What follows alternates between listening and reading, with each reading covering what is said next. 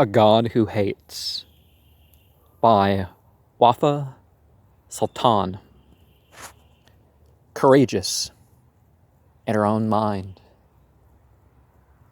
doing what many, many people have done before since the time of Muhammad face to face.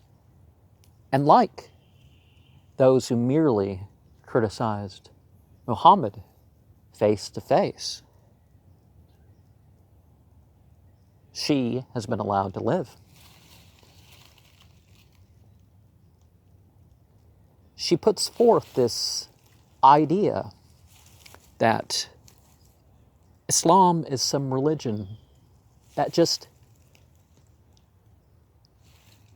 almost hates everybody and everything.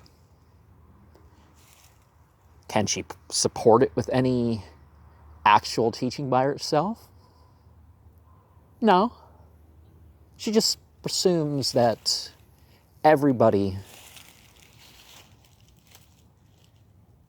that differs with her is either jealous or she has the secret meaning of the Arabic sources that isn't in the literal text.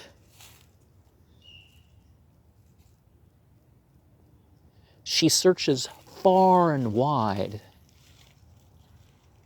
for people and stories of what has actually violated Islam, or to take things out of a context and say, oh, well, a Jew was killed. Since a Jew was killed, they must have been killed because they were a Jew, not because they helped a war against this other group, and when everything was taken care of, they were taken care of too. No, that's not why. If a Muslim gets drunk and beats his wife and does other things and hurts animals and all sorts of stuff, it's not because, he's had ideas, or she. There's a lot of talk about how women perpetuate a cycle of things. It's not that they're disbelieving and disobeying certain principles. It's somehow the religion with those principles themselves. And it's like, how can you blame a religion for saying don't do this when people do this? Particularly when you're saying it's not piecemeal. She says that Islam should be, they should be so moderated that any ethics they have, don't let religion rule your life.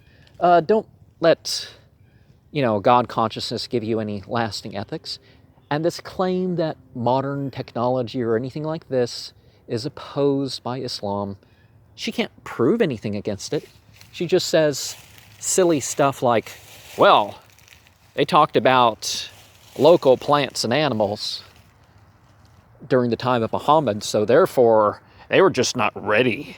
They weren't ready to have rice and, well, she doesn't make the case for rice or other stuff like that. And of course she talks about some sort of,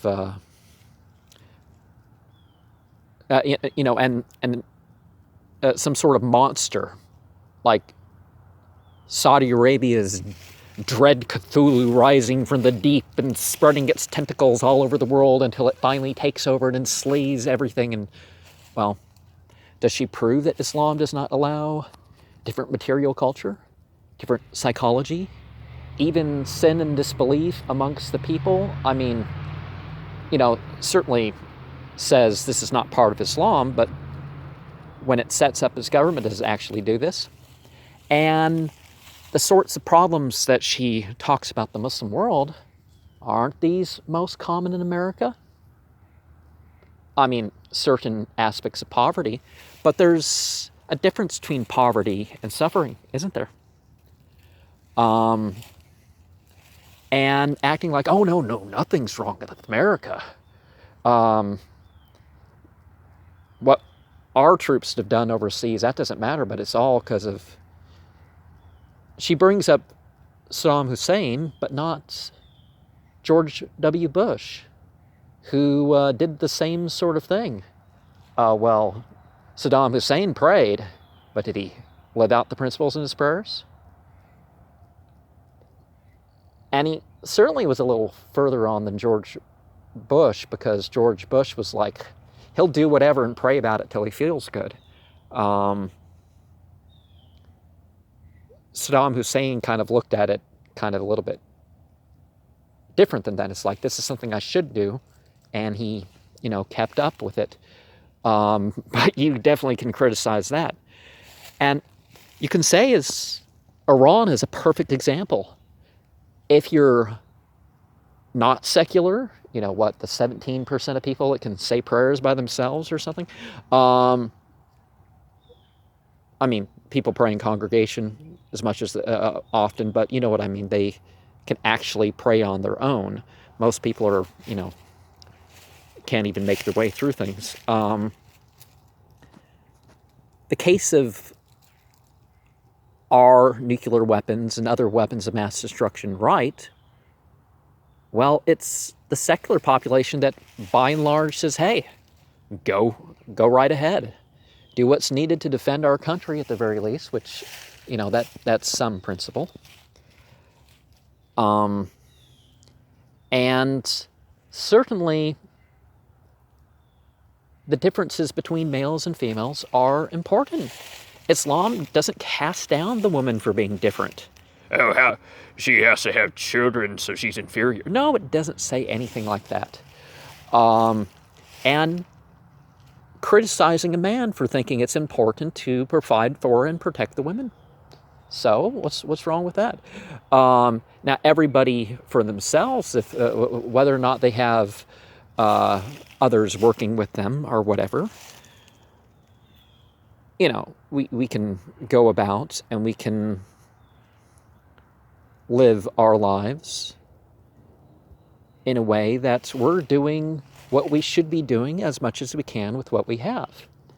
And she criticizes Islam for being a religion that tells people that focus on the now, focus on what you can do in the future, rather than saying, acting like the current situation isn't reality. It's like, accept the current situation for what it is and just try to do it what you can. And then she says that, the Muslims are the ones not coming to grips with reality. It's like escapism. And these same problems that she criticizes the Muslim world and Muslims for is she's saying, but secularism and Westernism, or however it's phrased in the particular instance, is somehow making their lives better. Well, the self-correcting self, that is what makes things better for yourself. The idea that you're willing to perfect yourself rather than say, whatever flaw that comes through me is just me, and I'm going to just leave it as is. I'm not really going to try to do better. It's like, yeah, you keep slipping and slipping and slipping.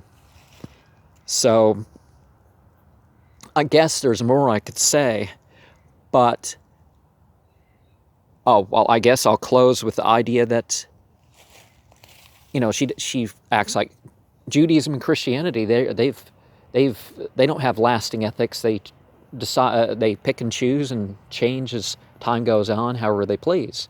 And certainly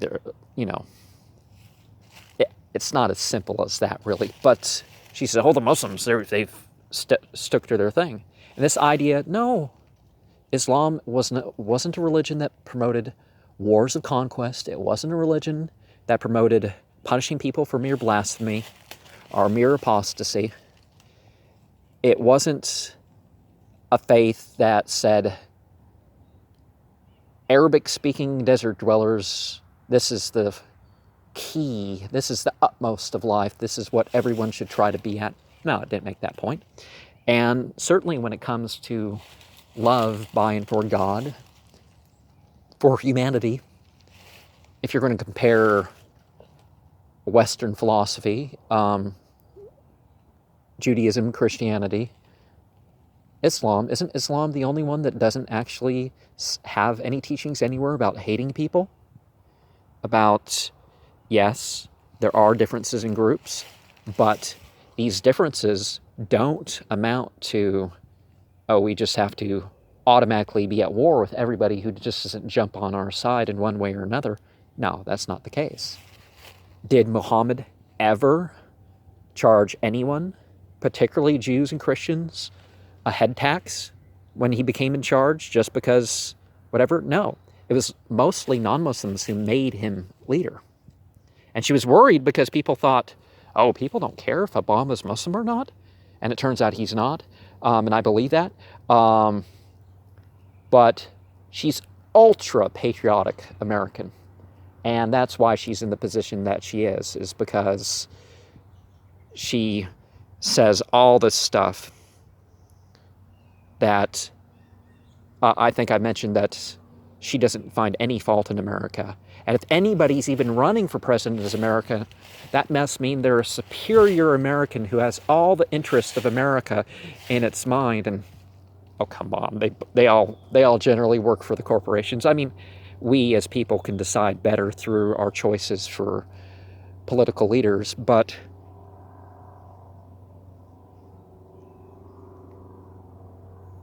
she talks about supplanting certain ethics that are already there. So it's really her, Wafa Sultan, that has the unfounded, uninformed, perverted view of ethics in society that ignore statistics, that ignore policies, and it is her. Is she her God who hates? She tries to put herself as a Muslim who doesn't believe in Islam, and that doesn't make sense. Islam and other faiths are, they are religions. If you don't believe in them, you're not one of them. And that's fine. People have their free will. But she is her idea of a God who hates. It's nothing but her own psychology.